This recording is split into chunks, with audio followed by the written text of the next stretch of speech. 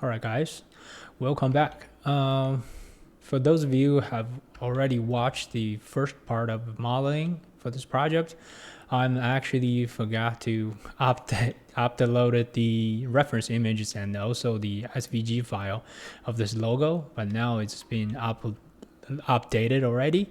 So if you guys can go back to the first video, can check it out and download them. And also for this video, I'm also going to put these files in the description section for this.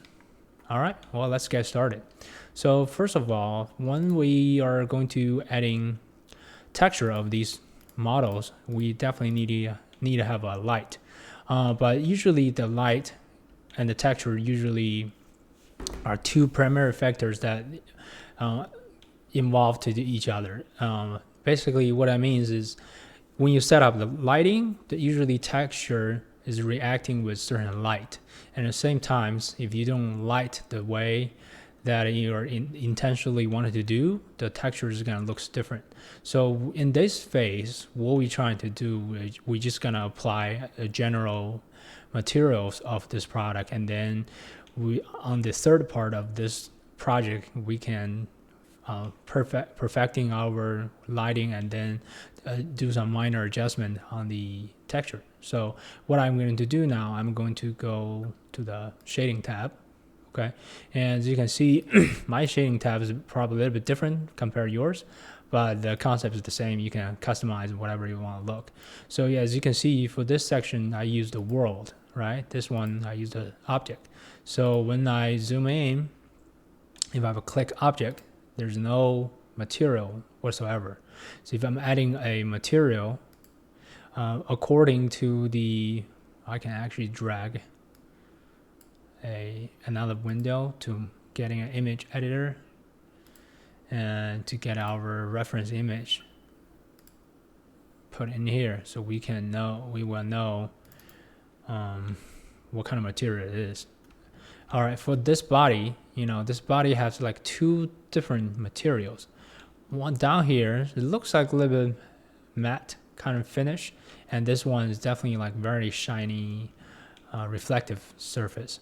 So what I'm going to do now, I'm just going to kind of, first of all, making sure everything's organized and type in, I can say lipstick body.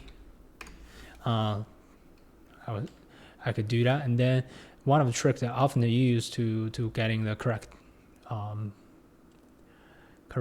color of my texture is going to move my mouse cursor over here and hit the E key, and then to do a sample.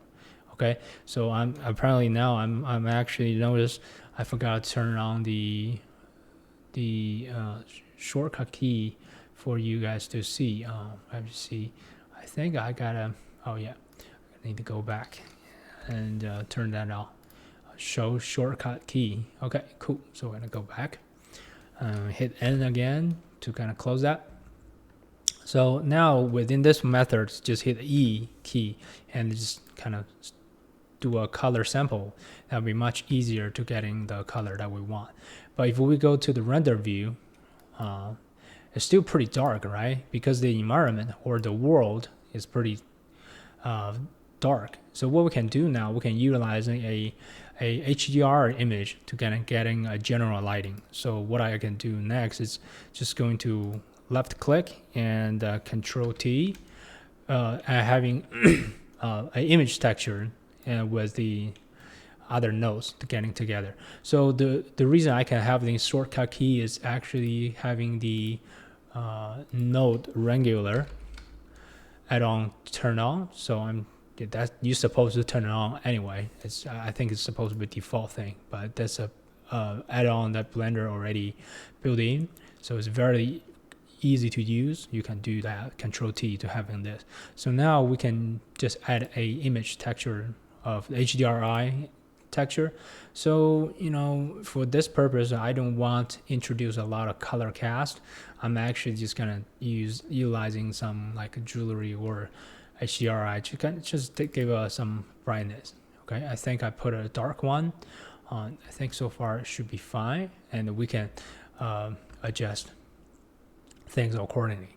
And so far, one of the things that we noticed that we don't have a camera, right? So we have to see the entire thing, and I have to zoom in, zoom out. It's kind of annoying. So what I can do now, I can just kind of adding a camera in this environment. Hit Control Shift A, add a camera, okay, and you can see the camera already facing some weird direction, right? We don't want that happen. What we can do, we can hit Alt R, kind of clear the rotation, and you can see that's facing down over here. So what we can do, we can hit R and rotate it up, and definitely same time holding the control, so I can get some angles rotating pretty precisely. And hit the G to grab it, and hit Y, come in. Now what we can do, we can drag this thing out of that collection. So if I hit number 0 on the number pad key, so we can zoom in, we can actually see what's going on inside through the camera lens. But one of the common things that a lot of beginners happen is they usually use the default camera. So if we go to the camera tab down here, you can see the focal length is 50 millimeter. So as a photographer, and the 50 was the pretty good lens that does not have really a whole lot of distortion, which means it's basically looks like just like the human eyes, the perspective. But however, when we taking pictures of or rendering picture for small products, we're doing close shot. Typically, people want to use 100 millimeter lens to do a close shot, but I personally just like to do the 110. You can see that we kind of like zoom in, but we also don't have any distortion. If I'm putting 35 like camera lens, if I'm zooming in, yeah, things can be getting very distorted a certain way, right? It just that's a kind of photography thing. If you ever never use a real camera, then you probably know not having a lot of sense of the focal length works. But for the purpose of this, we're just going to use 110, which is my favorite focal length.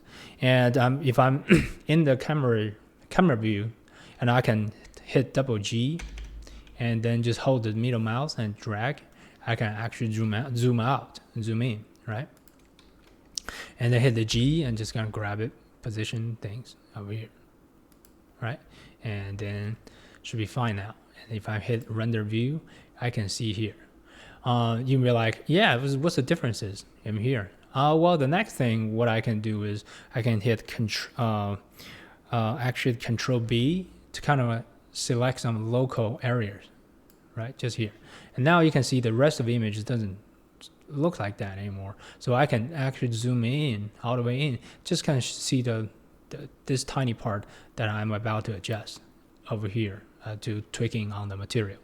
So let's go back to the reference image. Now we are in the kind of the lipstick neck areas, while we're supposed to have a pretty reflective material. So for let's go, we pick the color, and the next, the metallic. So this kind of bar is I don't know why it is designed that way, but it's supposed to be either 0 or 1. If this is metal, it's supposed to be 1. If this is non-metal, this is supposed to be 0. You should never go between anywhere, and that will not really physically correct. So we were trying to, our main goal for this channel and also this tutorial is trying to be photorealistic. So for this one, it feels like it's very reflective because I never really having this product in my hand. So I really don't know exactly what the material is, but I think I assuming this have a really beautiful metal finish. So for visual perspective, I can just assuming it's a metal. I know it's probably not, but I just gonna put it in the metal. And for the roughness, when you do metal, you definitely want to dial the roughness down a little bit. So you can see that it's gonna getting something out of it. I typically don't want to have a 0 because I want to have some little bit roughness, because in the real world it doesn't matter really how shiny your metal is, it's still going to have some roughness in the micro perspective. So I'm just going to type 1. Let's see, kind of okay. Yeah, well, so far I'm just going to leave there, or even do 0.05. Yeah, so to do that. Okay, cool. So now the next thing I'm going to move to the bottom base. Then what I'm going to do is to Shift Control B. Oh, I think I said it wrong. It's Control Alt B. Yeah. Then I can come back. But one thing you start to realize that, yeah, is the bottom part are very also reflective, because right now what I'm textured is considered the entire body. So, but this body have two different materials. What we can do here, we can adding a separate materials in this body. How can we do that? Let's go to the texture, and you can see here, if I'm drag this box over here. So we have the lipstick body, which I already named. I'm actually should to do that reflective. Yeah. So this is the shiny reflective part. Well, we can add another part, another materials, still within this body, but we can actually assign a areas that to use a little bit matte finished material. So for that, what we can do next is they can hit the tab and go to the edit mode, and go to the solid mode. It will be easier to see. And Alt Z, go to wireframe mode, and I'm just going to select that area kind of, and hit the Control plus, just kind of getting the things selected, right? Yes. So as you can see, this is the area that we want to have a matte finish, correct? Yeah. And then since we already added one, now we need to add start editing this, creating this. So adding another layer of materials, I'm going to call it lipstick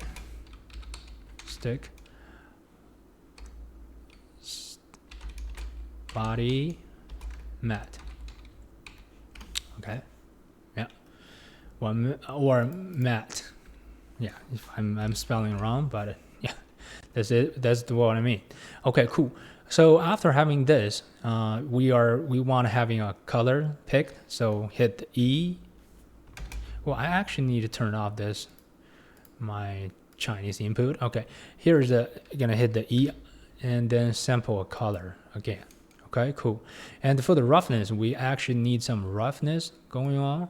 And I still assume this is going to be a metallic. I'm gonna put in here in order to show you if this material actually apply that. I'm actually just gonna pick a random color like a green, and then as you can see, once this part is still being selected, and also we're creating this new materials, we're gonna hit assign. Okay, so now if we go to the render view, you see, ooh, it's in there. It's already having a pretty funky green over here. That's what we want. Now later on, we can actually come back to this material to just kind of change to the red color. So we're gonna hit the E. We're gonna pick the right color over here. Now we can kind of go to the camera view and kind of really zoom in again. Control B. Kind of just see this part. So less distraction, right? That's what we want. Okay, so cool. So now the roughness, I feels like it's too rough over here compared to the reference image. That I can actually just kind of narrow it down, and nothing really. I cannot see too much about this, but typically when I doing a materials with a little bit matte finish, I would like to add a bump, a map. So it's more like the noise of your product. You don't, for photorealism, you're trying to kind of copy or stimulating the surface just like a real world. It doesn't matter how how perfecting look you want to go, but you're still going to see some noise and the grain. So what I'm going to do next is adding a noise node. So Shift A and search noise texture. Okay, here, and because the node regular add-ons turn on, so if I hit Control Shift and the right click, a left click, I can see the preview when this texture is applied on there. So it's kind of, you can see that there are something going on black and white, right? So it's because this noise is supposed to be pretty small, and we don't want to adding some significant bumps in the textures. So what we can do is we can actually scale it up to make the black dots really small. I know it looks like crazy, and it doesn't look good, but you will see what I mean. So now we're adding something going on here, right? So I can actually just type 150. I think it should be fine. And then we are going to adding a bump node. Okay, so Shift A, bump node. The reason I'm adding this is the node, you cannot really directly connect to the bump node or the normal node, because you can see that the dots are the, actually let me cut it.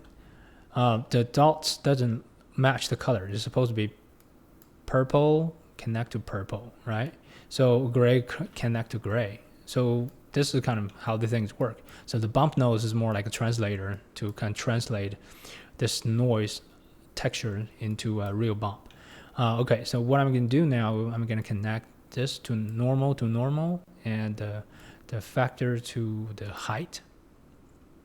And now we can see, using the Shift and Control left click, we can see, this is kind of something going on. Instead just adding the texture. But I still feels like it's way too much. What we can do, we can just kind of dial the strength down a little bit. We really don't want to overdo it, but we need to having this texture apply just to adding more details in order to make it look more real.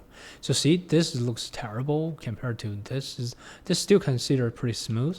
So what we can do, we can actually really dial it down to 0.002. See that? Do I still see anything? Not really. So 0.02. How about that? Yeah, you can see that there's a tiny bit of things going on. It's not a whole lot, but it's in there, right? It's in there. Okay, cool. So that should be done. I'm actually can't feel like the shape is still too big. Compare my taste, I can even do 200. See, yeah, should be fine. Again, the things you can twist this thing forever, but I just want to demonstrating how the things get done, why we need adding these in here. Okay, so again, let's go back.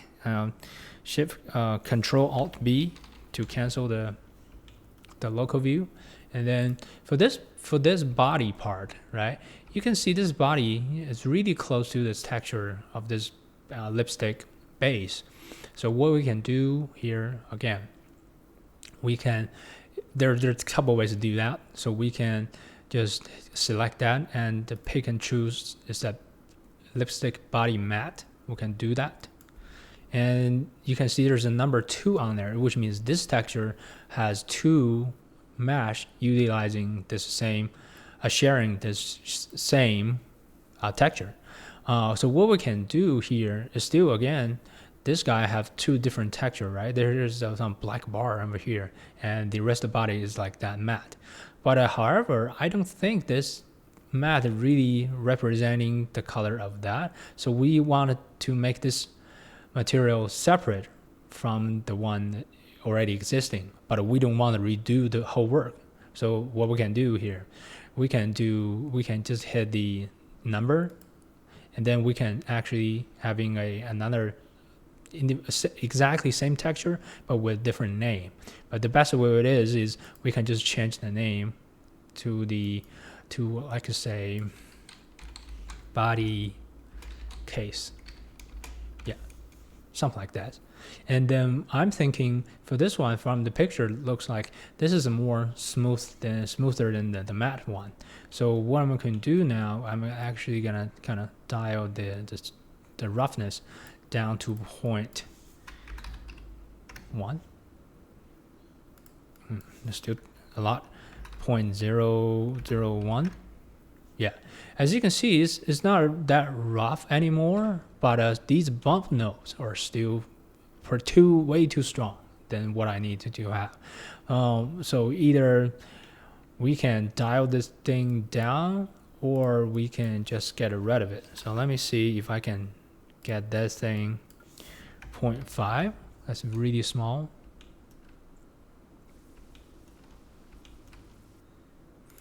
I think should be fine, or maybe the strength of the HDRI is pretty strong at the moment, so I'm gonna dial it down to see if this is going to work. But again, this is just our very first stage of doing the texturing.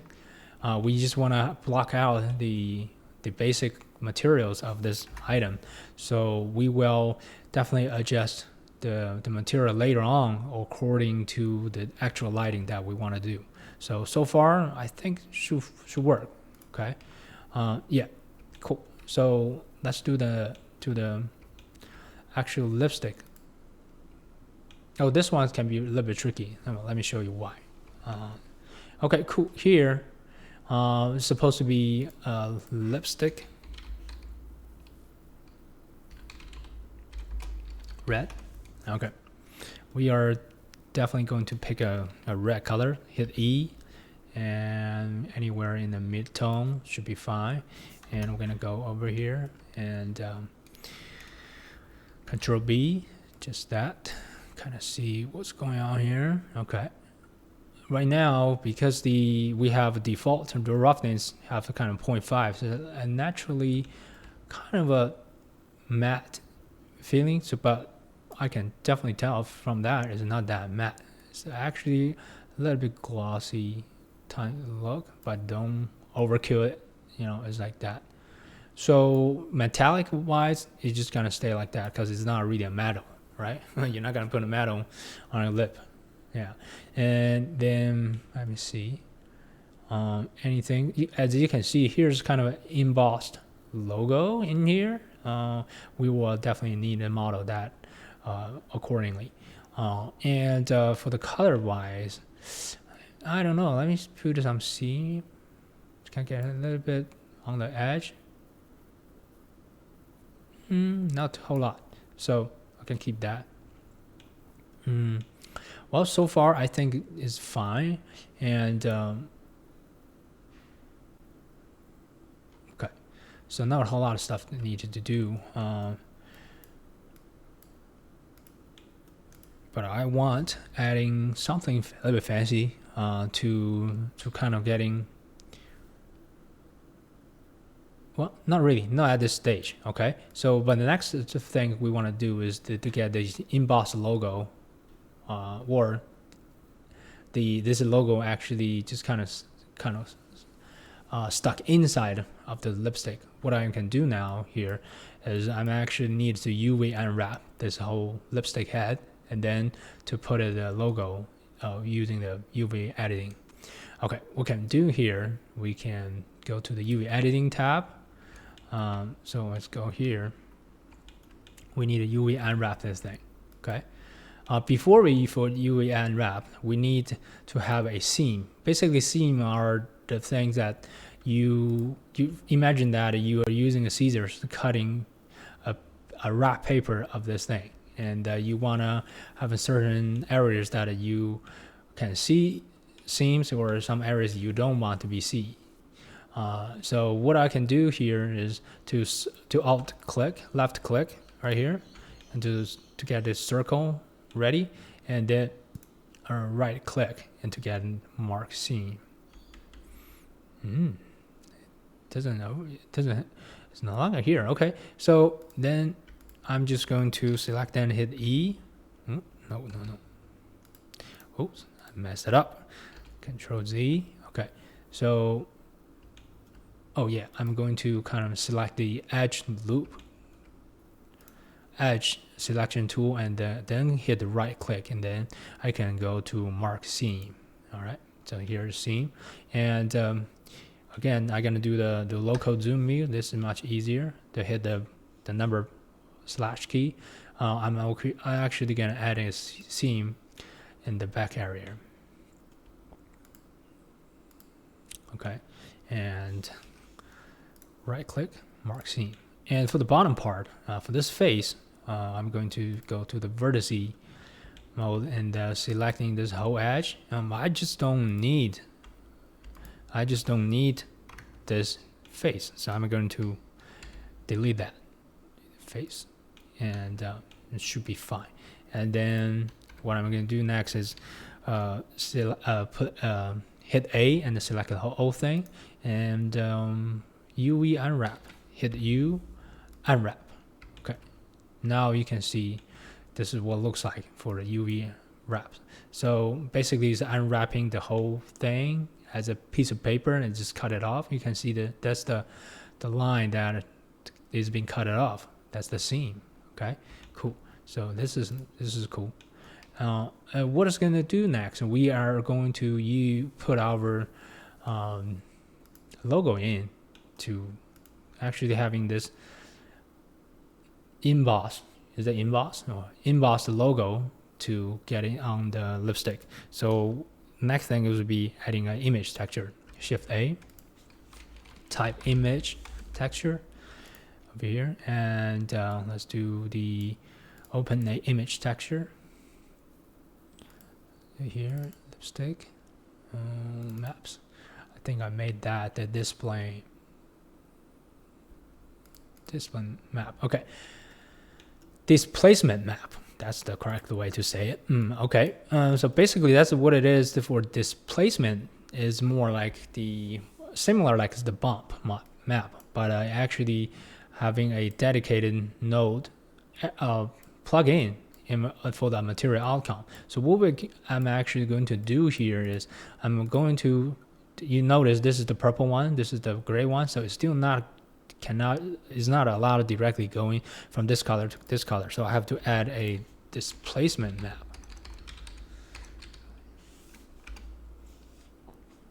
Just like that. It's a translator. Okay, so I'm going to the color, or I'm going to go into the using Afra and go here to the displacement map over here. But according to that, usually this is by default, whenever you put in an image textures, you don't need to do anything. The automatic default is based according to the UV map to put whatever your image, like this logo, to over here. So another thing we want to notice is we want to use non-colored color space for this type of displacement map. What I'm going to do next is kind of fix this. What's going on here is actually need some work to get everything properly right on the position. So I'm going to the UV editing again, come back, and you can see we already have this thing going on here. And if I'm going to put it this way, and this logo is being wrapped around here. That's not what we want. We want something different. We want to have the logo put in here. So first of all, I want actually turning this head. Let's get out the local zoom view by hit the backslash key again, and we come out and hit the 0 and Alt. I know there's a lot of stuff. Control Alt B to get back this. I want to rotate this thing, right? I'll rotate, hit R and Z and rotate, and hit hold Control, and you can see that 90 degree here. It's kind of directly facing to us. So I want to have the embossed logos just around this area. Okay, again, let's go to the tab mode, edit, hit Control A to select all, and you can see this part is where this logo is supposed to be at. So for this top hat, I can kind of select the whole thing, and scale it down and put it somewhere else here. And then I can actually select this and hit R and rotate it, right? 90 degrees. You can see that on the corner. And just kind of like getting this thing right. And as you can see, it's only partial of this logo's inside here. It also looks too big. What we can do, we can actually scale this map. Just hit S, just kind of scale it up. Become smaller, right? Yeah, it's funny. Yeah, interesting. Let's go grab it and just positioning to the right place, but still too big. So we're gonna continue scale it up. Yes, oh yes. You can see here, yeah, it's getting here. Getting the perfect positions down here. Beautifully. Okay, cool. So if you notice this map, this placement map is actually inverted. It's actually feels like it's coming out. It's not going inside. So what we can do to fix that, we go to the shading mode, shading tab, and we are going to do I put it in invert node, scanning that factors in. So see now it's going inside. Yeah, cool. I think it's cool. Yeah, and now it's looking good, similar like that. But probably the strength looks too strong. But we can do here, we can actually kind of getting. What we can do here, we can use a color ramp. Control A. Color ramp. I know if you are a photographer or if you are a retoucher or whoever, someone familiar with the Lightrooms or Photoshop, you know, with this kind of thing is more like sometimes you can feel like it's a black and white slider, or you can think about it as because you can change the color to any color. So that's not just a pure black and white adjustment layer, but it is very useful for a lot of stuff. So basically what we can do here, we are just going to utilize the color ramp as a contrast adjustment to kind of control the brightness and the darkness of this map, right? You can see here. So what we can do here, we can just kind of play around with it. Yeah, see, that's a lot. That's not too much, right? We can get over here to kind of see how much embossed. That's too much. That's not. You can see. Can you see the difference? Yeah. Okay. So I don't want to go too much for the emboss. So I think this should be fine. Yeah, you can tweak this forever, but for the purpose of this image and the video, should be fine. It's good to me. Okay. And I just use another shortcut key. I know, sorry. There's a lot of shortcut keys in here. The more you get into it, the shortcut are your best friend.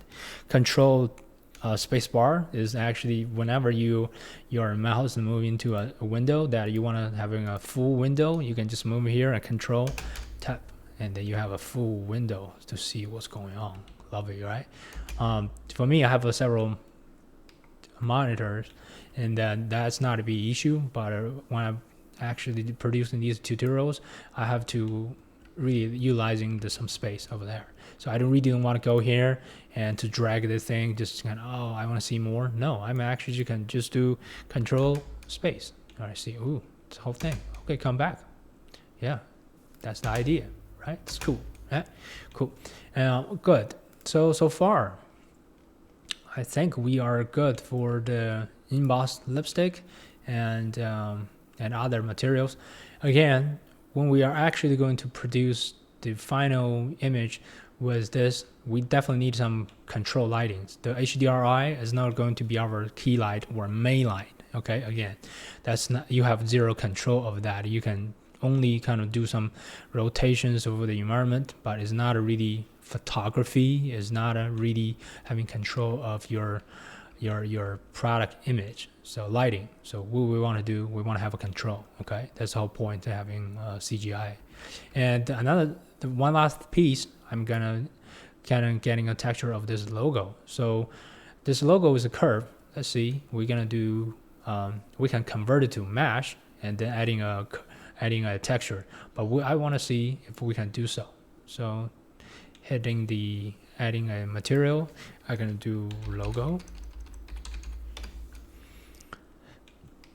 And the logo definitely, obviously, is a black color. I don't know too much about this texture, but assuming it may be a little bit metal type of look, and I'm just gonna pick the black color. And for that, again, because it's a thing that it's a black color and it's metal, I may want to have some little bit less roughness on there. And you won't see a whole lot for this, but I think so far for this guy should be fine. We will tweak more details when we are in the lighting section or the lighting steps when we're actually working with this guy. And another part of this, we can actually utilize the same material as the logo. So what we can do here, we can select the body and go to the solid mode and editing mode, edit mode, and then we are going to select this area. So Control Alt Z, and let's do the face selection. And do that. You see it's being selected, but we still want to getting some part of this to select it. Again, using my favorite shortcut key again is the Control Plus. All right, you can see after I select that, it's perfectly selected on the edge. Yeah, so it should be good enough. And then what I'm going to do now is adding a material within this body case material, and I'm going to utilize this logo, but I don't want to use the exact same one. I mean, we can share the same one, so I'm just going to hit assign. Okay, and let's go back, get out the edit mode, and go to the render view. So cool, yeah. So it's the black color of that. So I can actually change the HDRI image. It's giving a different lighting. So let's do maybe just put in here like that. As you can see, once I change the lighting, this material looks completely different, man. It looks terrible, bro. That just not over. It's gonna run. But like I said, because we haven't finalized the lighting, the whole materials is not gonna look the best way it is supposed to be. So this is prove the point, like lighting is so important for materials. You gotta work with materials and the lighting together. But let's go back to back over here, and having these done, we have a pretty good the stuff to start with. And then according to the lighting area, everything else, we're gonna do some tweakings about the materials later on to make it look much better. But so far, we got the big load of works done. Okay, well, if you enjoyed this video, hit the likes and comment below, and definitely consider a subscribe. And I'm going to continue to produce more good content to produce these, how show you how I produce these realistic realistic renders for product photography. And if you really enjoy these content, I will see you in the next video. Thank you. Bye.